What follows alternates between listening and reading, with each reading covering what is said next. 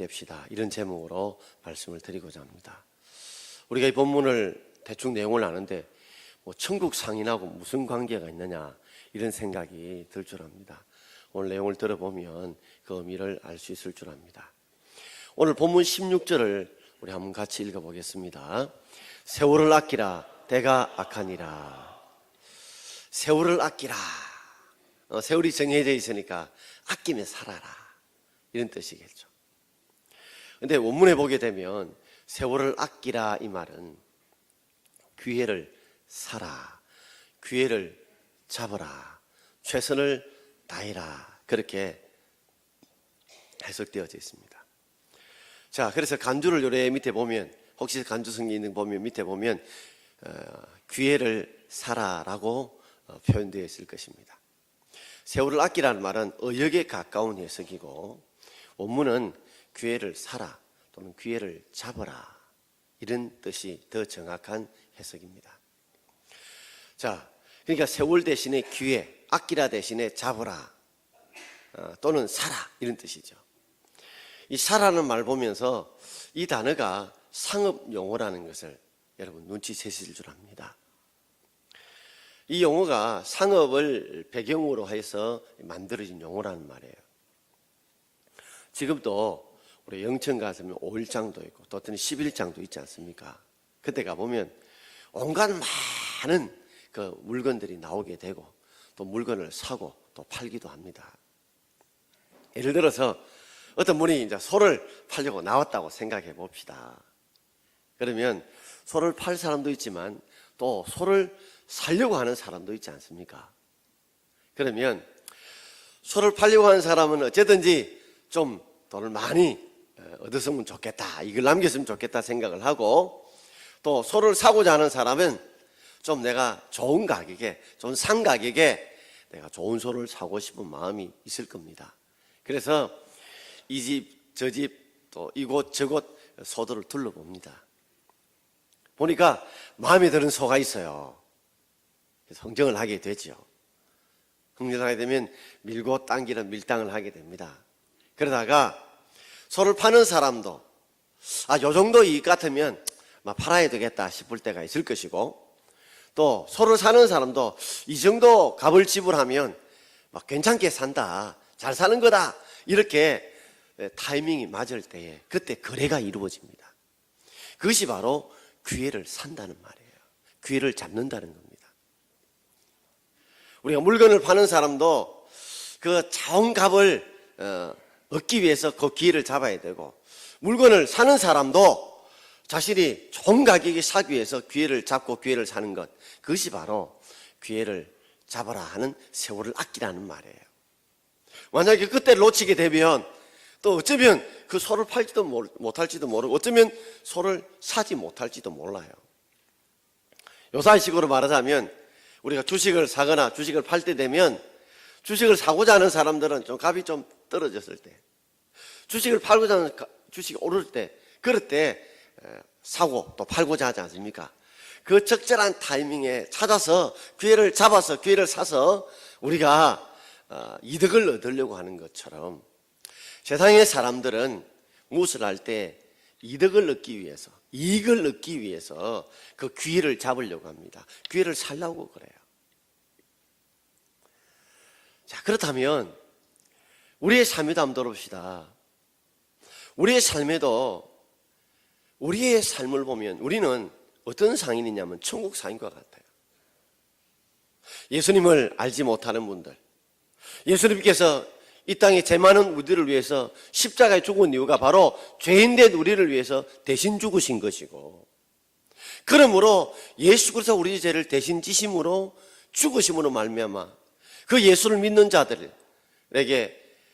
죄 용서함을 주시고 하나님의 자녀가 되는 기쁨을 주시고 천국의 백성이 되는 그런 기쁨을 주시고 그런 권세를 주시고 은혜를 주신 것들, 그것들을 천국 복음을 우리가 파는 거예요.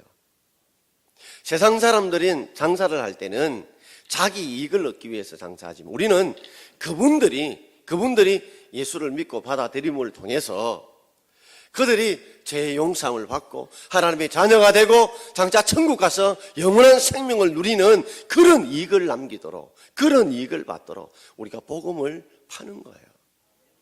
그래서 그들이 천국 복음을 팔아서 우리 천국 사인데 우리가 그를 통해서 그들이 정말 예수 그리스도가 우리를 위해 죽으신 그 사랑, 그 은혜 때문에 공짜로 그저 하나님 은혜로 재용상을 받고 하나님의 자녀가 되고 천국에서 영원한 삶을 누리는 그런 복을 우리가 받기 위해서 복음을 파는 거예요. 그 이익은 그들이 남기도록, 그들이 얻도록. 물론 우리가 그럴 때 하나님께서 우리에게 주시는 큰 은혜와 복들도 있겠죠. 그런데 때가 악합니다. 때가 악해요. 자, 당시에 이 에베소서는 바울이 에베소 교인들에게 보낸 편지 글입니다. 에베소는 소아시아의 그 서쪽 끝에 있습니다. 아주 큰 항구 도시예요. 그 건너면 바로 유럽이죠. 그런데 이 에베소라는 큰 항구 도시는 당시 물물교활이 원활하기 때문에 돈이 좀 풍성했습니다. 그러다 보니까 돈이 좀 넉넉하다 보니까 생활의 배려에 궁핍하지 않았어요. 뭐 돈을 가지고 내가 하고 싶은 거, 사고 싶은 거, 먹고 싶은 거 할 수 있으니까 예수에 대한 갈급함, 하나님의 갈급함이 별로 없었다는 말이에요. 뿐만 아니라 당시에 이 에베소란 도시에는 세계 7대 불가사의 중에 하나인 아데미 신전이 있었습니다. 아데미 여신은 여자의 이 우상인데 볼록볼록한 유방처럼 생긴, 그래서 다산과 풍요를 지배하는 그 아데미 여신을 섬기는 아데미 신전이 있는데 세계 7대 불가사의 중에 하나였습니다. 지금 없었지만. 그러니까 우상이 굉장히 숭배되는 곳입니다. 그러니 때가 악하다는 말은, 자, 천국 복음을 전해서 천국 이익을 남겨야 되는데, 많은 사람을 구원해야 되는데, 그들이 예수 그리스도의 사랑으로 돌아오게 만들어야 되는데, 그러기에는 그 땅이 풍요롭고, 그리고 그게 우상들이 아주 난무하다 보니까 좋은 이 장사할 수 있는 배경이 되지 못했다는 거예요. 천국 복음을 전하는 데 있어서, 천국 이익을 남기는 데 있어서 좋은 환경이 못 됐다는 거예요. 그렇기 때문에 좋은 기회를 잡아서, 좋은 타이밍을 잡아서 이제 너희들이 장사를 하듯이 너희들도 주의 복음을 전해라는 그런 의미로 오늘 말씀을 주신 거예요. 자, 그렇다면 우리도 오늘 이 말씀을 우리가 들으면서 우리의 삶에 있어서도 우리가 좋은 기회를 잡아야 되지 않겠습니까? 기회를 사야 되지 않겠습니까? 또한 우리가 복음을 전할 때도 그저 무작정 막가파식으로 전한다고 해서 되는 것이지 않지 않습니까? 어떻게 하면 우리가 천국 상인으로서 천국 복음을 팔 때에 많은 사람들이 예수를 믿음으로 그들이 하나님 주시는 이익들을 남기고, 그래서 하나님이 기뻐하시고 하나님 원하시는 그런 하나님 나라를 이루어 갈 수 있는지 한 세 가지로 생각해 보려고 합니다. 첫 번째는 우리가 자세히 주의해서 지혜로운 자처럼 행해야 합니다. 오늘 15절 말씀을 함께 읽어보겠습니다. 그런즉 너희가 어떻게 행할지를 자세히 주의하여 지혜 없는 자 같이 말고 오직 지혜 있는 자 같이 하여. 재밌는 것은 이 문장의 구조를 보면, 자, 어떻게 행하지 말고 어떻게, 그러나 어떻게 행하라, 이런 문장의 구조를 가지고 있습니다. 앞으로 나오는 이 두 문장도 똑같은 이런 구조를 가지고 있습니다. 오직이라는 말은 only라는 뜻이 아니라 but, 그러나 뜻입니다. 반대 뜻이죠. 우리가 어떻게 하면, 자, 장사하는 분들도 뭐 물건 내놨다 다 잘 팔립니까? 대충대충 판다고 잘 팔립니까? 자세히 주의해서 잘 행해야 물건이 잘 팔리지 않겠습니까? 뭐 복음도 그저 예수 믿으십시오, 교회 나오십시오 이란다고 그들이 천국 복음을 사지 않습니다. 그들이 사야 그들이 이익을 남기는데, 그러기 위해서는 우리가 어떻게 해요? 너희가 어떻게 행해야 될지를 자세히 주의해라는 겁니다. 자세히 주의하지 않는 사람이 바로 지혜 없는 자, 바로 어리석은 자고, 지혜 있는 자는 어떤 자요? 자세히 주의해서 행하는 사람이 바로 지혜로운 사람입니다. 전 여러분들이 지혜로운 사람 되길 바랍니다. 우리가 말을 어떻게 행할지, 행동을 어떻게 할지, 어떻게 복음을 팔아야 될지, 그래서 어떻게 천국 복음의 이익을 남길 수 있는지, 그것에 대해서 어떻게 행할지를 자세히 주의해서 살펴서 그 적절한 타이밍에 천국 복음을 팔아야 되는 거예요. 여러분, 직장 생활도 마찬가지지 않습니까? 직장 생활도 무조건 열심히 한다고 됩니까? 사람과 사람 사이 관계에서 타이밍을 잘 맞춰야 되고, 그리고 언제 내가 어떤 일을 해야 할지에 대해서 말해야 할지를 우리가 지혜롭게 행해야 되지, 그저 해서 안 될 말을 불쑥하거나 안 할 행동을 불쑥불쑥 하다 보면 그 열심도 오히려 독이 될 때도 있지 않습니까? 자, 지혜 있는 자를 바로 어떻게 행할지를 자세히 주의해서 행하는 자입니다. 지금은 사라졌지만 제가 한 20년, 15년, 20년 전만 해도 여러분, 집집마다 철조망들이 많았습니다. 좀 잘 사는 집은 이 둥글둥글한 이 철조망으로 말려있고, 또 어떤 집은 뾰족한 철조망, 좀 작은 굽어 있는 철조망이 있고, 또 그것도 안 되는 집들은 담백에다가 병유리 있겠죠. 소주병이나 뭐 이런 병을 깨가지고, 콜라병, 사이다병 깨가지고, 그래가지고 그 담백 위에 시멘트를 갖다가 거기에다가 놓고 거기에다가 병을 꼽아 넣었어요. 그래서 도둑놈이 넘어오지 못하도록. 지금은 뭐 CCTV라든지 보안이 잘 되어 있지만, 그때만 해도 우리가 도둑놈이 겁이 나서 문단속이 잘 안 돼서 그 담벼 위에다가 그 유리병을 깨서 많이 도둑이 넘어오지 못하도록 그렇게 예방을 하지 않았습니까? 그때 저도 한번 기억이 나는데, 보통 이 도둑 고양이들이 이 담벼를 이렇게 잘 타고 가잖아요. 근데 그 하필 유리로 깨어진 병으로 담을 해놓으니까 이 재빠른 이 고양이가 빨리 가지 못하고 사뿐 걷는 거야. 왜냐하면 자칫 빨리 가다가 유리병에 이게 발이 찔릴 수도 있고 다칠 수도 있기 때문에 그래요. 아, 저것이 바로 자세히 어떻게 행할 걸 자세히 조에 살피는 거구나. 여러분, 세상은 지뢰밭과 같습니다. 우리가 한번 말을 잘못하거나 행동을 잘못하게 되면 마치 지뢰를 우리가 밟게 되면 발목이 이렇게 날아간다든지 몸에 상처를 입을 수 있는 것처럼, 우리의 삶에 있어서도 참 말 한마디, 행동 하나하나가 마치 조심하지 않으면 지뢰를 밟을 수도 있고, 마치 유리병에 그 담벼락을 넣는 고양이처럼 그저 자세히 주의하지 않다 보면 그저 이 발에 다치고 상처가 나서 아니면 떨어져 죽을 수도 있어요. 우리가 전도할 때도 그렇습니다. 무작정 막 예수 믿으십시오, 교회 나오십시오. 때가 악한 시대입니다. 그럴 때 어떻게 하면 주의할 수 있을까? 자세히 살피고 할 수 있을까? 어느 한 집사를 보니까 이분이 참 지혜롭게 전도하는 분이십시오. 그러니까 이분은 먼저 가서 교회 나오십시오 이렇게 이야기를 하지 않고 먼저 기도하는 겁니다. 마음의 감동이어서 전도하고 싶은 분이 있으면 그분 놓고 기도하면서 저분이 가장 무엇을 필요로 할까, 무엇을 원할까를 생각한대요. 마침 그분이 과일을 파는 분이니까 과일을 파는데 과일을 난전에서 팔면서 보니까 이 멍든 거, 그리고 뭐 찍힌 거, 흠 있는 거는 잘 팔리지 않잖아요. 그래서 이제 저녁쯤 돼서 이제 장이 끝날 때쯤 돼서 해질 무렵 되면 그 집사람이 간다는 거예요. 그래서 일부러 사과를 고를 때 흠 있는 거, 멍든 걸 고른대요. 아, 왜 이걸 고르십니까? 이게 좋은 거 있는데 괜찮아요. 예수 믿으라 소리, 교회 소리를 안 했지만 한 번, 두 번 이렇게 가다 보니까 고맙기도 하고 미안하기도 하고, 그러자 서서히 자신의 본색을 드러냅니다. 아, 제가 교회를 다니는 누구누구라고. 그래서 정말 수고 많고 힘들지 하면서 그분에게 내가 믿는 그 예수를 같이 믿으면 좋겠다. 그것이 진심이 느껴지니까 그분 스스로가 자신도 당신이 믿는 하나님이라면, 당신이 다니는 교회라면 나도 좀 가고 싶다. 그래서 교회를 나오고 예수를 믿게 되었다는 겁니다. 우리가 어떤 말을 행할 때, 어떤 행동을 할 때 어떻게 행할지를 자세히 주의하여 살펴나갈 때에 우리도 천국 상인들의 복음을 전할 때 많은 이익을 남길 수 있을 줄 믿습니다. 두 번째는 우리가 주의 뜻이 무엇인가를 이해해야 해야 합니다. 자, 오늘 17절 말씀을 우리 함께 읽어보겠습니다. 그러므로 어리석은 자가 되지 말고 오직 주의 뜻이 무엇인가 이해하라.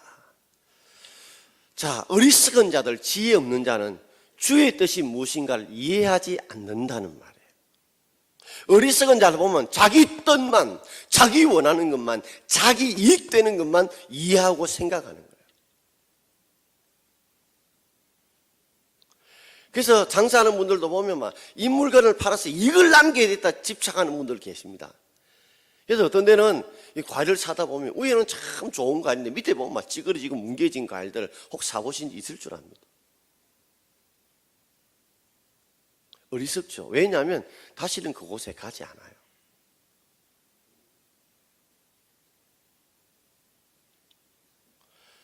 정말 지혜로운 자는, 어리석지 않고 지혜로운 자가 어떤 자입니까? 주의 뜻이 무엇인가를 이해하는 사람이에요. 이해한다는 말은 깨닫는다는 말이고 발견한다는 말이에요. 우리가 물건을 팔 때도 한번 생각해 보십시다. 물건을 팔 때도 보면 고객이 뭘 원하는가, 무엇을 찾고자 하는가, 그것을 잘 이해하는 사람들은 물건을 잘 팔 수 있습니다. 옛날에 떡 같은 것도 팔다 보면 다 뭐 큰 거였지만 요새는 어떻게 해요? 낱개 포장들 다 되어 있잖아요. 조금씩 먹을 수 있도록. 왜? 한꺼번에 그렇게 많이 먹지 않으니까.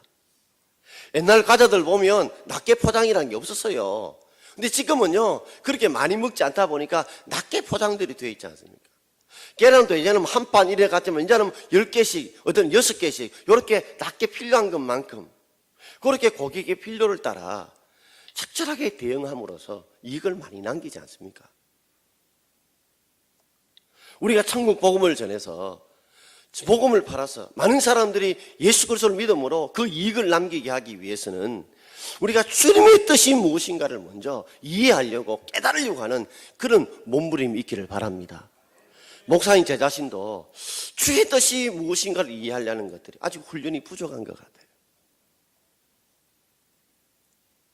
여러분들도 우리가 기도하면서 정말 주의 뜻이 무엇인가를 놓고 그렇게 기도하는 방향을 잡고 계시나요?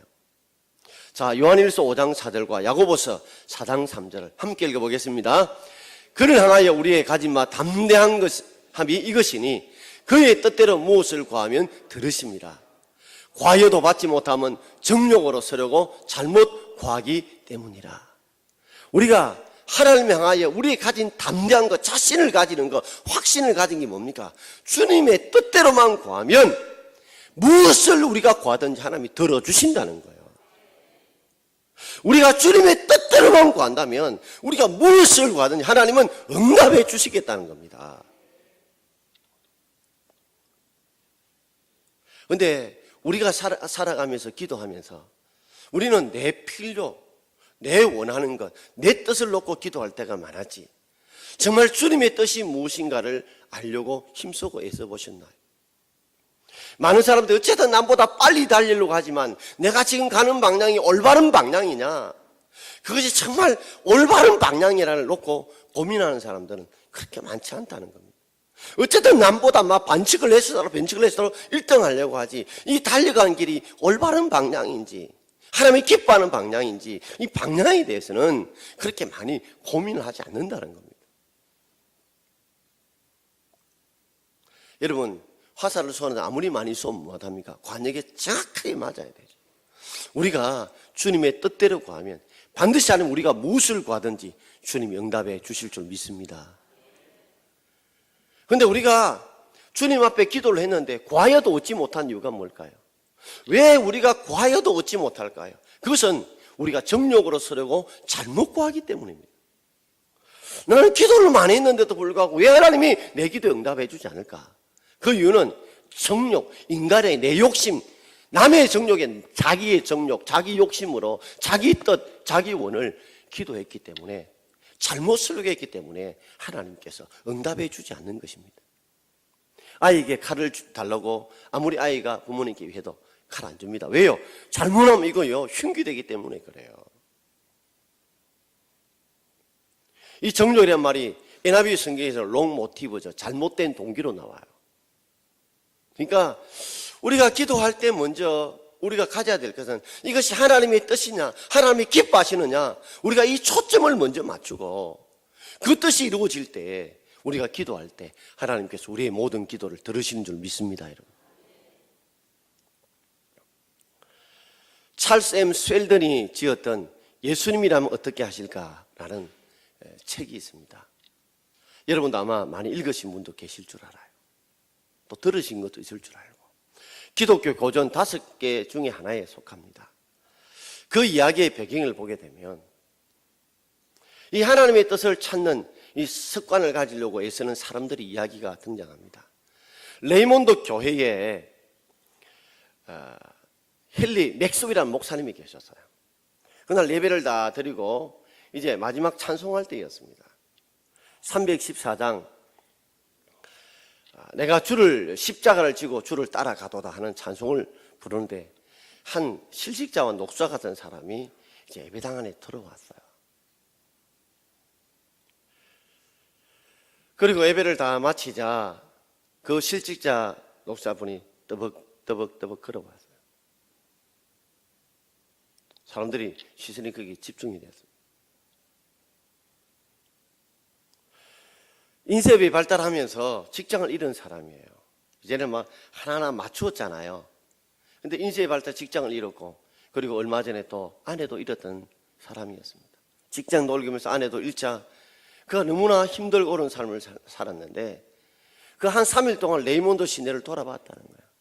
그 배고프고 힘들고 어려운데 어느 누구도 자기를 동정하고 따뜻하게 말 한마디 건네주지 않더라는 거예요.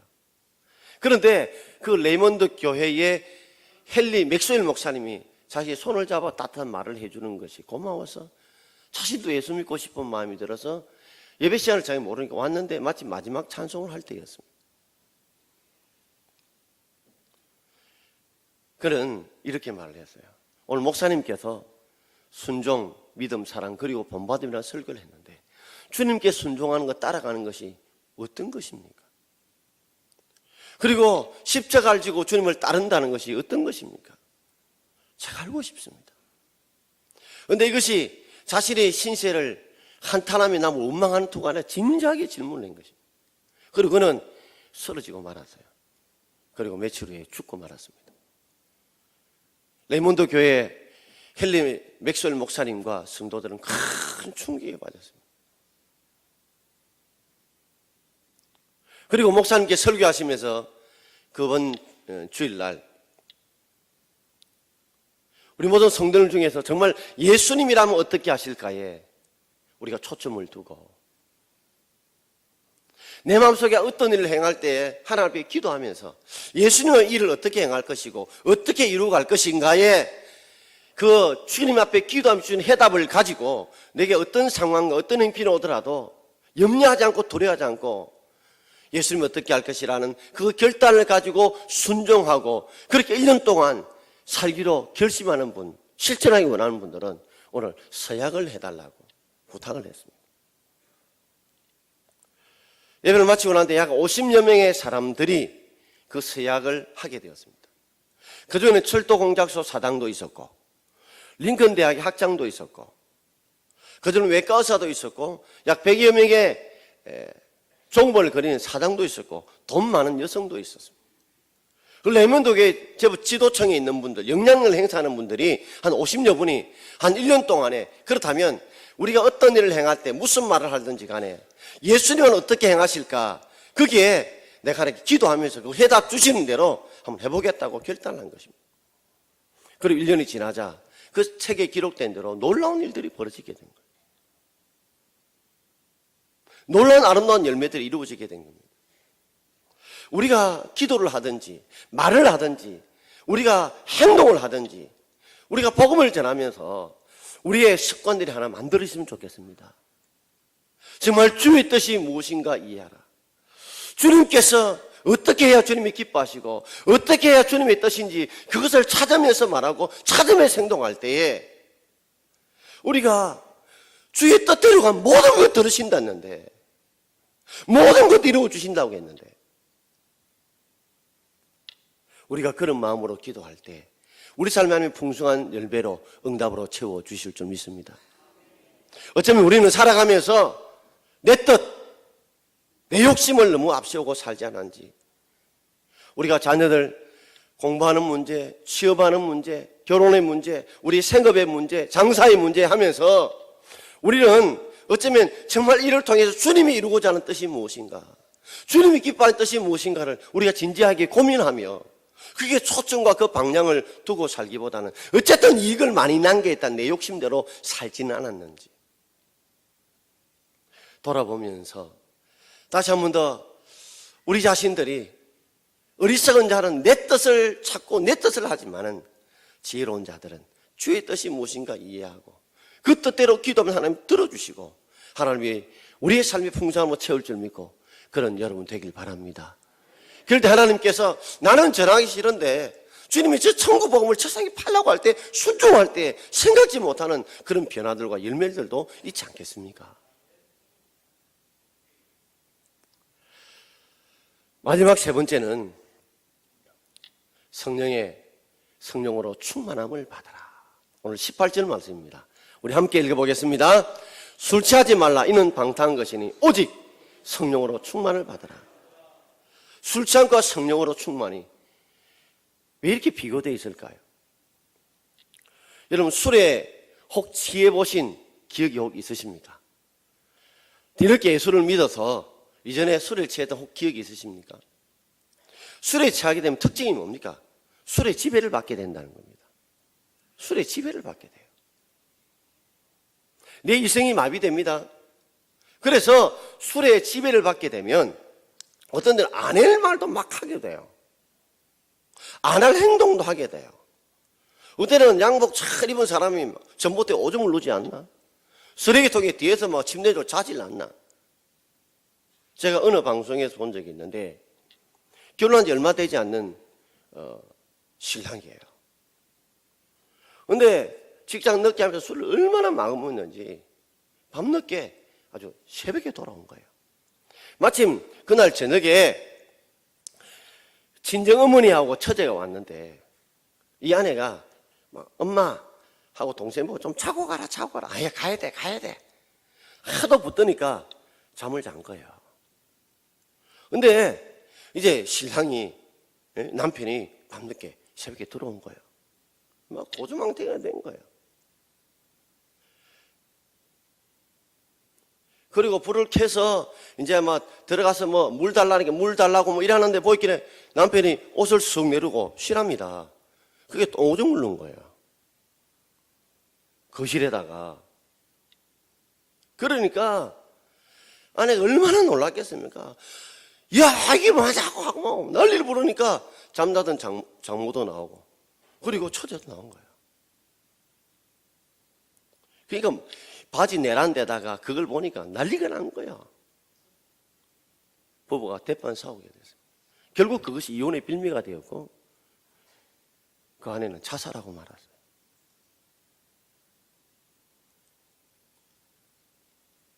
여러분 술의 지배를 받게 되면 좋은 결과가 하나도 없습니다. 이건 방탕한 것이에요. 나쁜 것들이에요. 그러나 성령의 지배를 받으면 성령으로 충만하게 되면 좋은 결과가 나온다는 거예요. 우리가 어떻게 자세히 주의하게 행하고 싶어도 우리가 주의 뜻을 이해하는 그렇게 지혜롭게 살고 싶어도 성령님으로 충만하지 않으면 우리 그렇게 살 수 없습니다. 마음은 꿀떡같이요. 마음은 육신이 약한 거예요. 성령으로 충만을 받아라. 이게 수동태입니다. 수동태.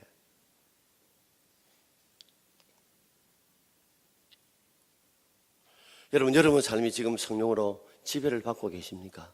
성령 하나님의 인도하심을 따라 그분이 주시는 감동을 따라 여러분 순종하며 그 지배를 받고 살아가고 계십니까?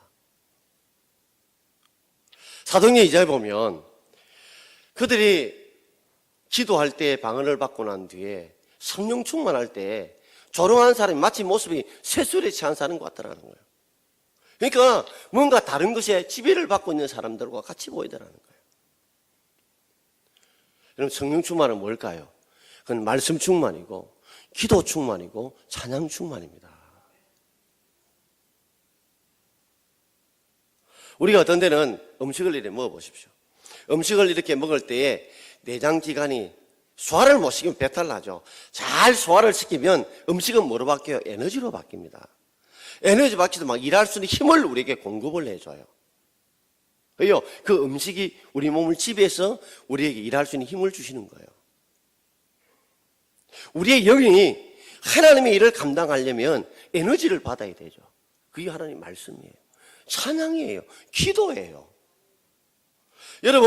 여러분들이 어떤 때는 말씀을 오랫동안 읽거나 들을 때 어떤 때는 감동이 되면요. 어때요? 마음속에 막 베풀고 싶고 나누고 싶고 주고 싶고 사랑하고 싶고 용서해주고 싶은 마음이 안 일어납니까?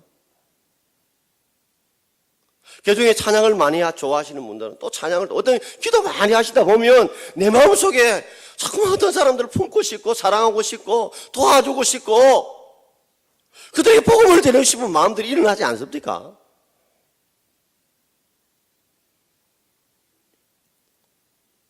술의 지배를 받으면 방탕한 거예요.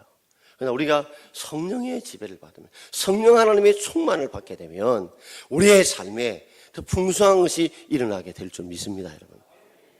그런데 우리가 에너지가 떨어지면 뭔가 공급을 안 받으면 힘을 쓸 수 없잖아요. 먹어야 힘을 쓸 거 아니에요. 우리가 말씀을 먹고 기도를 먹고 찬양을 먹어야 그 힘이 성령의 충만에 우리가 원동력이 된다는 거예요. 그래서 성령 충만에 대해서 무디가 그렇게 설교를 했어요. 유리 빈컵에다가 여기 그래도 공기가 있을 텐데 공기를 어떻게 뺄 수 있느냐 하니까 어떤 사람이 진공펌프로 뽑아내면 안 되냐. 그럼 유리 깨져버려요. 이런저런 방법을 하는데 그때 무디가 그렇게 말하죠. 주전자를 가지고 물을 쭉 부었어요. 이렇게 물을 쭉 부으니까 뭐예요? 공기가 저절로 다 빠져버린 거예요. 여러분 죄를 안 지으려고 몸부림치지 마십시오. 그보다 선을 행하려고 애쓰시길 바랍니다. 내가 막 죄를 안 지으려고 막 한다고 죄가 안 지면 선을 행하다 보면 죄를 적게 짓습니다. 안 짓게 돼요. 우리가 성령으로 충만하다 보면 공기를 빼내야 되는데 자연히 성령 충만하면 공기가 빠진다는 거예요. 죄의 이 제거가 되고 죄가 빠져나간다는 거예요.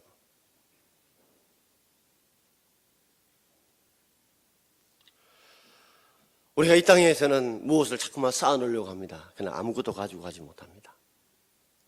여러분의 보물을 하늘에 천국에 쌓아놓을 수 있기를 바랍니다. 천국 상인되어서 우리가 많은 사람들 옳은 길로 인도해서 그 천국의 보물을 쌓아두고 주의 말씀에 순종하며 살며 천국의 보물을 많이 쌓아놓아서 하늘의 별처럼 빛나고 하늘의 복을 받을 수 있는 저와 여러분 되길 바랍니다. 사랑하는 성도 여러분, 우리가 세상 살아가면서 뭔가 이익을 남기려고 합니다. 모든 사람들이 다 이익을 남기려고 합니다. 그러나 천국의 복음은 내가 이익 남기보다도 그 복음을 전해줌으로 그분이 죄에서 용서를 받고 하나님의 자녀가 되고 천국 백성이 되는 영생의 삶을 누리는 이익을 누리는 거예요. 그렇다면 우리에게도 큰 복을 주시겠죠. 그러기 위해서 우리가 기회를 잡아야 합니다. 우리의 삶에 있어서 기회를 붙잡아야 합니다. 기회를 사야 합니다. 자세히 주의하면서 우리가 행동하고 말하고 탐일자로서 복음 전할 수 있기를 바랍니다. 그리고 우리 뜻이 무엇인가 보다는 상대의 뜻이 무엇인가, 하나님의 뜻이 무엇인지를 이해하고 우리가 행동할 수 있기를 바랍니다. 그 힘은 성령께서 주셔야 됩니다. 술의 지배를 받는 자들은 방탕한 삶이지만 우리가 성령님의 지배를 받으면 방탕한 삶이 아니라 아주 풍성한 삶이 우리에게 이루어질 줄 믿고 그런 여러분 되기를 주의 이름으로 축원드립니다. 기도하겠습니다. 오늘 주신 말씀 생각하면 한 2분 정도 간절하게